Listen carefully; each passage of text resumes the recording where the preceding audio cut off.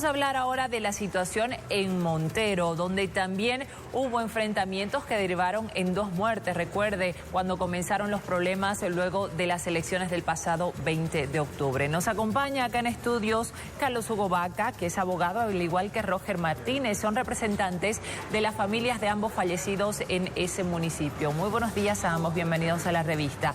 Señor Carlos Hugo Vaca, se ha conocido que en Montero estuvo operando un guerrillero de la FARC que resultó herido precisamente en esos enfrentamientos, y en los últimos días se ha conocido que el alcalde de Montero en ese entonces había gestionado su llegada al país, lo había visitado, incluso lo había ayudado cuando resultó herido. ¿Qué se conoce?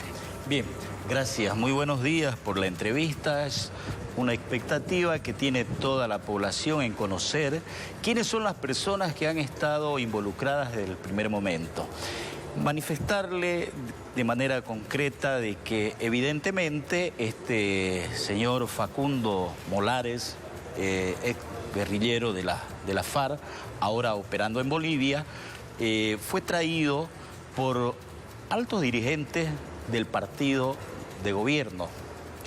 En el caso concreto, por los hechos y por las circunstancias en cómo es que perdieron la vida, cómo es que fallecieron 2 ciudadanos de bien, me refiero al señor Salvatierra y al señor Terrazas, no habría sido una sola arma la que fue percutada en ambos asesinatos, sino que fueron percutadas por diferentes personas. Entonces, debemos entender que nos encontramos ante una milicia que fue preparada por el movimiento al socialismo con el objeto de causar zozobra, causar todo este tipo de hechos criminosos repudiados por toda la población. ¿Pero qué pruebas hay de aquello, de que fue el movimiento al socialismo a través de ciertos dirigentes que trajeron estas milicias? Bien, tenemos las declaraciones informativas policiales que hacen en una audiencia de medidas cautelares, en el caso concreto de la señora Flora Guzmán Totola, Emanuel Bandán Castedo y Agner Emilio Castedo Guzmán. ¿Quiénes son ellos? Estas personas son médicos, 2 de ellos médicos de profesión, y el otro ciudadano es estudiante de medicina.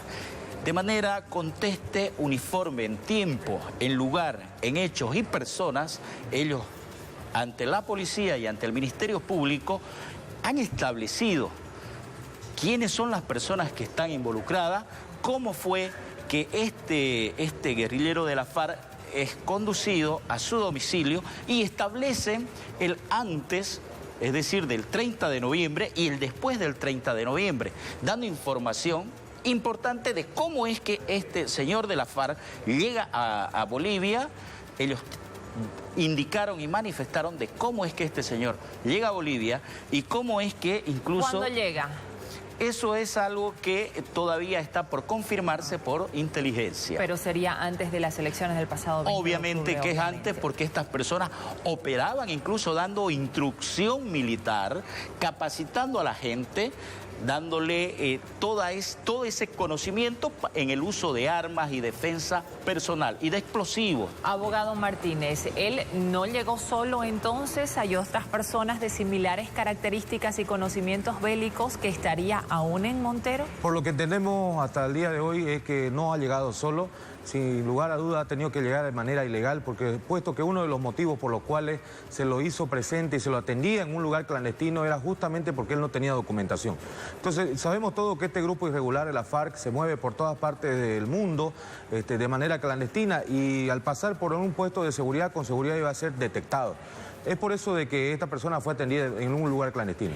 Y él estaba viviendo y entrenando a gente en este barrio que es muy particular en Montero, ¿cierto? Así es, había una estrategia de preparación. Se los ha preparado en técnicas para enfrentar este tipo de situaciones. Las declaraciones son claras.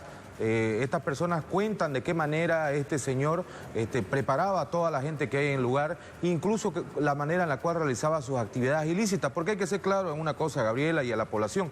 Hay una situación de extremada delincuencia. No estamos hablando de personas, de dirigentes políticos sanos, estamos hablando de delincuentes que ya tenían prontuarios y antecedentes penales como asesinatos y otras cosas más, violaciones y otras cosas más, que se reunieron y manejaron el barrio Cofadena. Y ahí este grupo llegó a capacitar a este señor, traído por autoridades de gobierno, las cuales con seguridad van a tener que responder ante las autoridades judiciales y ante el país por las cosas que hicieron. ¿Ha podido intervenir la policía o ingresar los militares a este barrio? Lamentablemente no, el barrio Cofadena todavía es un búnker político, un búnker de movilizaciones, es una incertidumbre lo que está pasando allá adentro. Tenemos conocimiento que incluso hay personas de origen colombiano, los cuales estarían aprovechando la situación social de la gente ahí y los estarían cargando con drogas en el estómago para mandarlos fuera de Bolivia. Abogado Vaca, ¿qué participación tuvo el ahora exalcalde de Montero en estos hechos luctuosos ocurridos? De manera concreta, se tiene dentro de las investigaciones que este ciudadano participó otorgando y financiando a estas personas a objeto de que puedan llegar y puedan salir adelante con el fin. Que el fin era, ¿cuál era? Causar zozobra, asesinar gente y posesionarse por la fuerza con el uso del poder. Entonces, ¿ella está imputado por estos delitos? Bien. Porque no está aprendido. Él está prófugo. Es lo que exigimos también. Él está okay. prófugo. Él está prófugo en este momento, así como también la diputada electa Daisy Choque, su hermano, su familia. Estas personas de Daisy Choque estuvieron presentes en el ataque del Puente de la Amistad. Ella tenía su propio grupo de choque. Entonces, estas personas estaban armadas el día que sucedieron los hechos, el 30 de octubre, en el Puente de la Amistad. Pero además manifestarle de manera específica que según las investigaciones, se tiene que Mario Baptista tenía como operadores dentro de lo que es sus brazos derechos de choque a Sergio Beizaga Arteaga. Pero ¿quién es Sergio Beizaga Arteaga?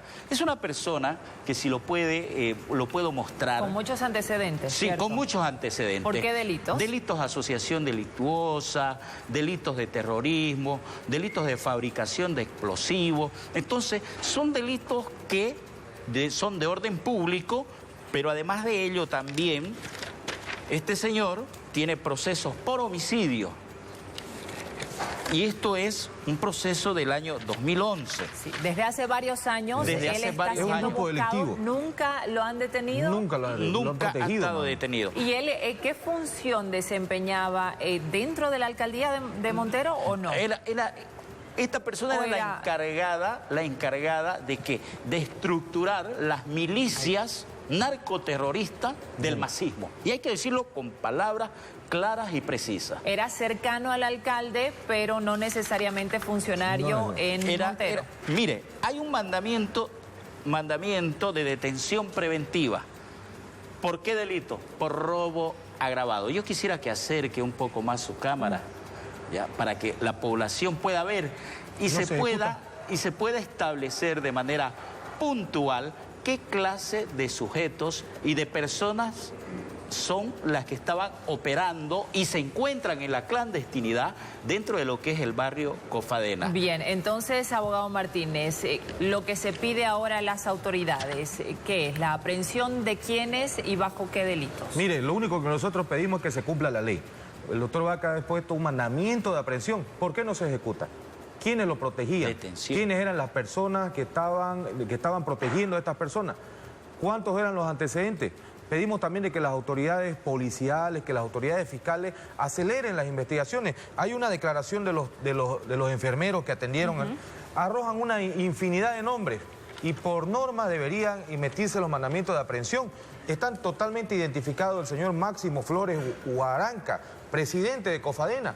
Este señor conjuntamente conjuntamente con otras personas, incluyendo el gaucho, el de la FARC, ya eran la gente que manejaba este barrio. Y hicieron de esto hicieron de esto un medio económico, porque se aprovechaban de la situación en la que se encontraba la ciudadanía. ¿Por qué? Porque el barrio Cosadena incluso es hasta un loteo. Hay mandamientos de desapoderamiento, entonces le decían a la gente, bueno, ustedes van a estar con nosotros, todos tienen que ir a bloquear, todos tienen que hacer, todos tienen que prepararse, sus hijos tienen que venir a prepararse ya para los enfrentamientos, pero porque si no viene vamos a sacarlo de su casa. Y como que lo sacaban.